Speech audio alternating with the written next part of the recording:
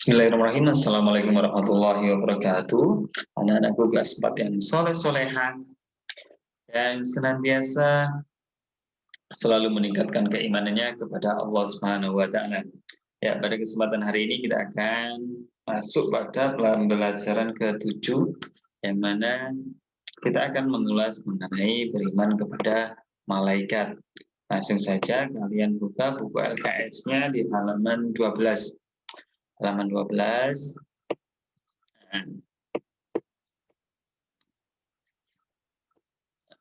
Di halaman 12, di situ ada sejumlah kompetensi dasar dan tujuan pembelajaran, yang mana secara tujuan pembelajaran anak-anak diharapkan memahami makna beriman pada malaikat Allah. Yang kedua, mampu menyebut nama-nama dan tugas malaikat. Yang ketiga, menerima keberadaan malaikat. Dan yang keempat, menunjukkan sikap patuh sebagai implementasi dari pemahaman makna iman kepada malaikat. Sekilas saja mengenai beriman pada malaikat dijelaskan dalam Al-Quran yang berbunyi, amana rasulu bima unzila ilaihi min rabbihi wal mu'minun kullun amana billahi wa malaikatihi wa kutubihi wa rusuli, yang artinya Rasul pernah beriman kepada Al-Quran yang diturunkan kepadanya dari Tuhannya. Demikian pula orang-orang yang beriman sesungguhnya beriman kepada Allah, malaikat-malaikatnya, kitab-kitabnya, dan rasul-rasulnya. Jadi berdasarkan ayat ini sebenarnya Rasul atau Nabi Muhammad itu diamanati untuk menyampaikan pada umatnya agar satu, beriman kepada Allah. Yang kedua, beriman kepada malaikat-malaikatnya Allah. Yang ketiga, beriman kepada kitabnya Allah. Dan terakhir, beriman kepada Rasul-Rasulnya Allah. Nah, selanjutnya dalam sebuah hadis juga dijabarkan, ini hadis riwayat dari HR Muslim, dari Muslim, yang artinya, maka terangkanlah kepadaku tentang iman. Ini ada pertanyaan dari seorang sahabat, bahwasanya bertanya kepada Nabi, tolong jelaskan mengenai iman kepada kami, wahai Nabi. Nabi menjawab, hendaklah engkau beriman kepada Allah, kepada malaikatnya, kepada kitab-kitabnya, kepada rasul-rasulnya, kepada hari kiamat, dan hendaklah engkau beriman kepada qada dan qadar, kepada qadar yang baik dan yang buruk. Jadi intinya hadis ini menjelaskan terkait rukun iman. Rukun iman, dan diantaranya juga ada beriman terkait adanya malaikat. Nah, selanjutnya bagaimana kita mengimani adanya malaikat, kan? Padahal kita tidak bisa mengetahuinya seperti apa malaikat itu. Nah, dari sini pada intinya kita istilahnya sekedar menyadari bahwasanya Allah itu mempunyai malaikat untuk mengatur segala hal, mengatur manusia, mengatur alam semesta, pergerakan bumi dan sebagainya. Ini kan juga tugasnya malaikat. Nanti yang mencabut nyawa kita juga itu pun juga tugasnya malaikat. Nah, sekarang seperti apa malaikat itu? Seperti apa meyakini? Dalam artian di sini kalau di buku kalian dijelaskan bahwasanya kita harus mengimani. Poin pertamanya, kita harus meyakini bahwa malaikat itu ada meskipun keberadaannya tidak bisa dilihat secara kasat mata. Contohnya seperti ini. Kira-kira yang membangunkan kalian ketika tidur itu siapa? Coba direnungkan dan dipikirkan. Yang membangunkan, kenapa kita ketika tidur bisa bangun sendiri? Kira-kira siapa yang membangunkan? Nah, itu adalah salah satu malaikat yang membangunkan kita, karena malaikat yang kita yakini memang ada 10, akan tetapi ada ada banyak sekali malaikat yang terlibat dalam kehidupan kita selain malaikat yang wajib kita yakini. 10 itu hanya yang wajib kita yakini beserta tugasnya, akan tetapi selain itu ada banyak sekali malaikat dan kita tidak akan tahu berapa jumlahnya. Yang kedua, malaikat itu ciptaan Allah dan kita tidak boleh menyembah malaikat. Dan yang wajib kita sembah tetap Allah Subhanahu wa taala. Namun ketika Allah menolong kita melalui malaikatnya. Kemudian yang ketiga, kita harus meyakini bahwa malaikat itu memiliki sifat khusus seperti selalu patuh kepada Allah, tidak mati dalam artian kekal, kemudian diciptakan dari cahaya atau nur, dan terakhir malaikat itu tidak makan, tidak minum, dan memiliki tugas-tugas tertentu yang sudah ditentukan oleh Allah Subhanahu wa taala. Selanjutnya halaman 14. Kita belajar terkait pengertian malaikat. Malaikat termasuk makhluk gaib yang mana diciptakan oleh Allah dari nur atau cahaya. Malaikat memiliki akal tetapi tidak memiliki nafsu. Dalam artian gini, secara akal pikiran menuju ke kebaikan, akan tetapi tidak punya nafsu, tidak punya keinginan. Berbeda dengan manusia. Manusia dibekali oleh Allah akal dan juga nafsu, keinginan. Kalau malaikat tidak punya keinginan. Malaikat hanya memiliki akal pikiran yang mana ketika diperintahkan Allah selalu apa istilahnya tidak akan ada bantahan. Ia menjalankan semua perintah Allah, apa yang diperintahkan Allah dijalankan. Berbeda dengan manusia. Manusia dimiliki nafsu, yang mana nafsu itu bisa mengarahkan manusia ke ranah yang lebih baik atau ke ranah yang lebih buruk.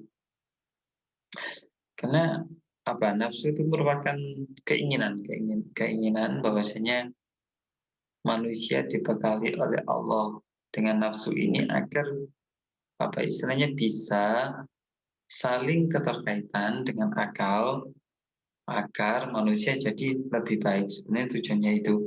Akan tetapi ada manusia yang justru cenderung menggunakan nafsu buruknya, nafsu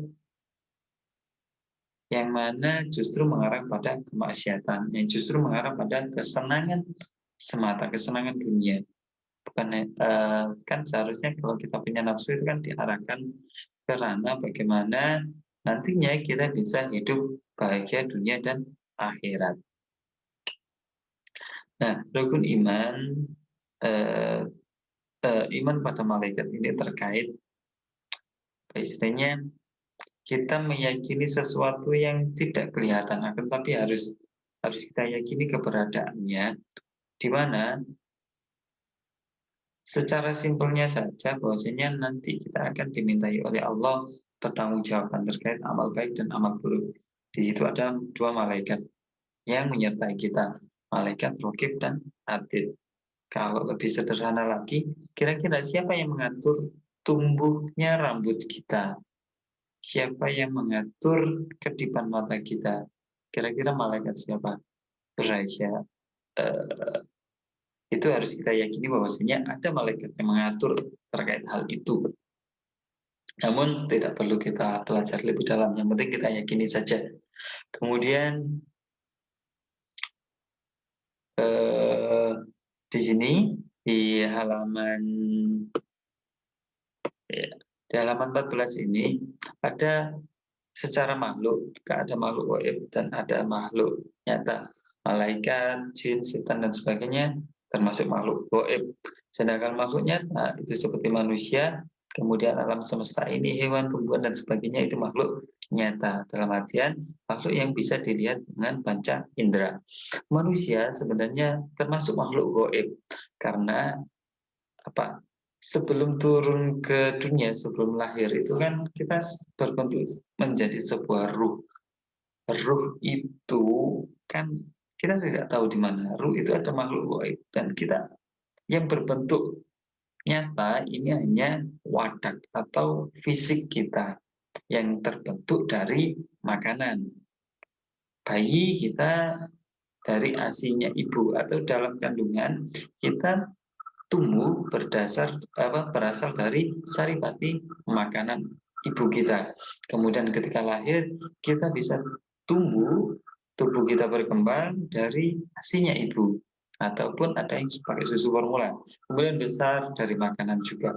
Namun kita sebenarnya makhluk gaib. Di mana ruh kita? Nah, itu kan jadi pertanyaan. Kita tidak tahu. Karena ruh adalah makhluk gaib. Dan ketika mati, yang mati adalah nanti jasad kita. Yang dimatikan oleh malaikat adalah jasad kita. Sementara ruh tetap hidup, tetap kekal. Tetap nanti yang mempertanggungjawabkan amal baik dan amal buruk. Nanti yang akan masuk surga atau neraka. Dan nanti yang akan bertemu Allah. Dan nanti yang akan mendapat syafaat Nabi Muhammad dan bertemu Allah Subhanahu wa Ta'ala, itu adalah ruh kita. Jadi hakikatnya kita akan makhluk gaib. Namun secara nyata kita hidup di dunia, maka yang hidup di dunia ini adalah makhluk nyata. Dan selanjutnya mengenai malaikat dan tugasnya. Nah, malaikat dan tugasnya bisa dilihat secara dalil bahwasanya malaikat itu yang tidak mendurhakai Allah terhadap apa yang diberitakannya kepada mereka, selalu mengerjakan apa yang diperintah.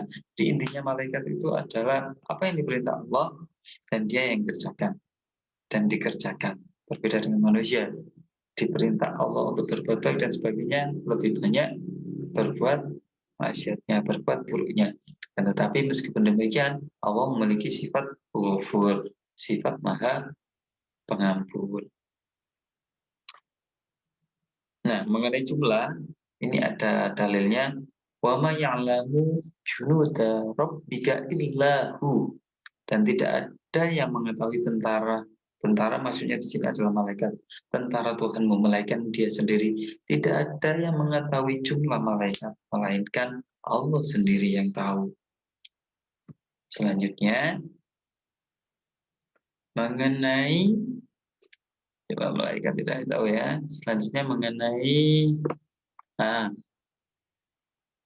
malaikat dan tugasnya, ini hanya 10 yang kita tahu, yang wajib kita imani. 10 malaikat yang wajib kita ketahui dan tugasnya. 1, malaikat Jibril tugasnya menyampaikan wahyu. Kira-kira kalau yang menyampaikan ilham atau yang menyampaikan pemahaman pada kita, kira-kira malaikat Jibril atau bukan? Atau malaikat yang lainnya? Kalian bisa belajar, kalian belajar kemudian paham. Kira-kira malaikat siapa yang memahamkan dalam pikiran kalian? Harus kita yakini bahwa yang memahamkan kita itu adalah malaikat. Akan tetapi kita tidak tahu siapa nama malaikat tersebut. Kemudian yang kedua, malaikat Mikail yang bertugas membagi rezeki. Kemudian yang ketiga, Israfil meniup sangkakala nanti ketika hari kiamat. Sebelum hari kiamat, entah tugasnya apa, harus kita yakini saja bahwasanya nanti yang akan meniupkan sangkakala menjelang hari kiamat kehancuran alam semesta adalah malaikat Israfil. Kemudian yang keempat, malaikat Israel bertugas mencabut nyawa. Jadi matinya seseorang dan sebagainya, dan matinya kita yang tidak kita ketahui kapan, itu nanti yang bertugas adalah malaikat Israfil, mencabut nyawa atau mencabut ruh kita, mengajak kita pulang kembali pada Allah. Innalillahi wa inna ilaihi rajiun. Innalillahi wa inna ilaihi rajiun itu artinya gini. Innalillahi, sesungguhnya aku ini sesungguhnya manusia ini berasal dari Allah dan akan kembali pulang kepada Allah. Yang kelima, malaikat mungkar bertugas menanyai manusia di alam kubur. Nah, siapa yang ditanya? Apakah jasadnya? Nah, yang ditanya adalah ruhnya atau nyawanya. Kemudian malaikat nangkir bertugas menanyai manusia di alam kubur juga, mungkar nakir ya. Yang ketujuh, malaikat raqib mencabut, maaf, raqib bertugas mencatat amal baik manusia. Jadi kalau kita memberikan apa istilahnya, berbuat baik, membantu orang lain, menyapa, memberikan salam, kemudian memberikan rasa bahagia, rasa aman kepada orang lain, maka yang mencatat amal baik kita adalah malaikat raqib. Kemudian sebaliknya, malaikat atid yang bertugas mencatat amal buruk kita. Apabila kalian mencuri, kemudian berbohong, berdusta, ngerasani, atau menggunjing, bahkan membicarakan sesuatu yang buruk dalam diri kalian, maka yang bertugas mencatat amal buruk tersebut adalah malaikat atid. 9, malaikat Ridwan bertugas menjaga surga. Yang ke-10, malaikat bertugas menjaga neraka. 10 malaikat yang wajib kita yakini dan wajib kita ketahui tugasnya. Tetapi selain itu ada banyak sekali malaikat yang bertugas atas perintah Allah. Untuk itu kita harus yakin bahwasanya ada banyak malaikat di sekitar kita yang mengatur hidup kita, yang mengarahkan hidup kita.